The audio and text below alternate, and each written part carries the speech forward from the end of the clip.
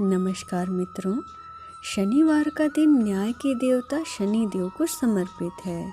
शनिदेव कर्म फल दाता हैं। शनिवार का व्रत करने से व कथा सुनने से सारे दुख, संकट, पीड़ा दूर होते हैं, सफलता मिलती है। शनि व्यक्ति को रंक से राजा बनाने की ताकत रखते हैं। शनिवार व्रत कथा सुनिए।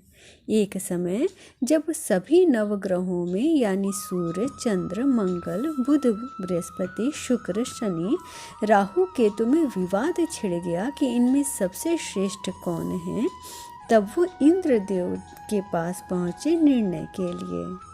इंद्रदेव घबराए और निर्णय लेने में असमर्थता जताई और बताया कि राजा विक्रमादित्य पृथ्वी के अति न्यायप्रिय राजा हैं। सभी उनके पास न्याय के लिए पहुंच गए। राजा संकट में आ गए क्योंकि अगर किसी को भी छोटा किया तो वो क्रोधित हो जाएगा। राजा ने उपाय लगाया।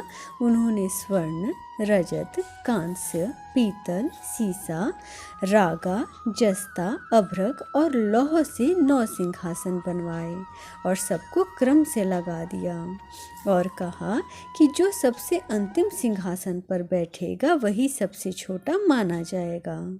लोहे का सिंहासन शनिदेव का था और वो ही सबसे बाद में बैठे थे, जिससे शनिदेव को सबसे छोटे देवता कहलाने लगे। शनिदेव नाराज हो गए। उन्होंने कहा कि मैंने बड़े बड़ों का विनाश किया है। जब श्री राम की 7.5 आई तो उन्हें वनवास हो गया। रावण की लंका को वानरों की सेना ने हरा दिया। अब तू क्या चीज़ है। समय बीतने के बाद राजा की 7.5 आई। शनिदेव सौदागर बनकर बढ़िया बढ़िया घोड़े लेकर राजा के नगर पहुँचे। राजा ने अश्वपाल से अच्छे अच्छे घोड़े खरीदवाए। राजा ने जैसे ही एक सर्वोत्तम घोड़े की सवारी की, वो घोड़ा वन की ओर सरपट भाग गया और गायब हो गया। राजा घनघोर जंगल में अकेले हो गए। वे भूखे प्यासे भटक रहे थे।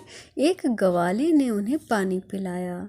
राजा ने प्रसन्न होकर उसे अपनी अंगूठी दे दी और राजा ने अपना परिचय उज्जैन निवासी वीका बताया।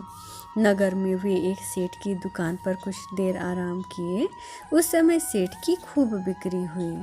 सेठ उसे घर ले गए और खाना खिलाया। सेठ ने अपना हार खूंटी पर टांग दिया था, जिसे खूंटी ने निगल लिया और सेठ को ऐसा लगा कि राजा वीका ने उसकी चोरी की है।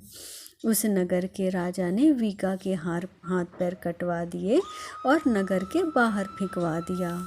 वहाँ से एक तेली गुजर रहा था, जिसे दया आ गई और उसने वीका को अपनी गाड़ी में बैठा लिया। इसके बाद राजा की शनि दशा समाप्त हो गई। वर्षा ऋतु आने पर राजा मल्हार गीत गाने लगे।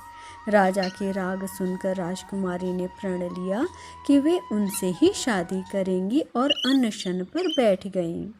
राजा ने राजकुमारी की शादी उस अपंग राजा से करवा दी। राजा ने स्वप्न में देखा कि शनिदेव उनसे कह रहे हैं कि राजन, तुमने मुझे छोटा बनाकर कितना दुख झेला। तब राजा ने क्षमा मांगी और कहा कि भगवान मेरी जैसी दुर्दशा किसी को ना दे।